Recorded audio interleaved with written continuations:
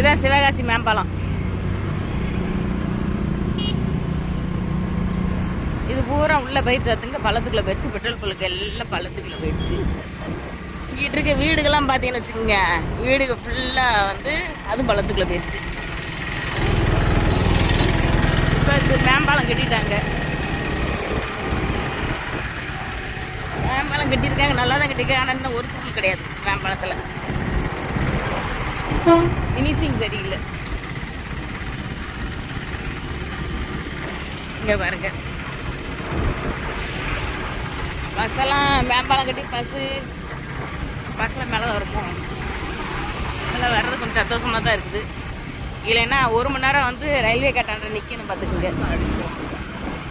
இங்கிட்டு போகும்போது 1 மணி நேரம் நிற்கணும், வரும்போது 1 மணி நேரம் நிற்கணும். அப்படி நிற்கணும். இந்த வீடுகள்லாம் வந்து அப்படியே கீழே போயிடுச்சு. அந்த வீடுகளுக்கும் அங்கிட்டு இருக்க கடைகளுக்கும் நீ வேலைக்கு கிடையாது. அவ்வளோதான். அது போயிடுச்சு.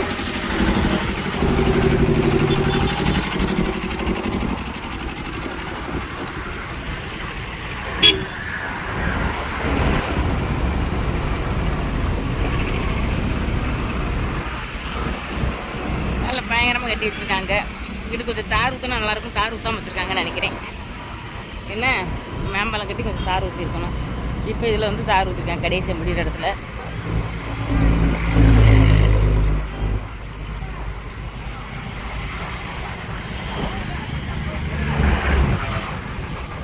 இதான் வந்து சின்ன குளம் கம்மா. இதானல இது இங்கேருந்து இதான் சின்ன குளம் கம்மா. அந்த இங்கே இருக்காருங்க, அப்படியே கம்மா நிறைய தண்ணி இல்லை.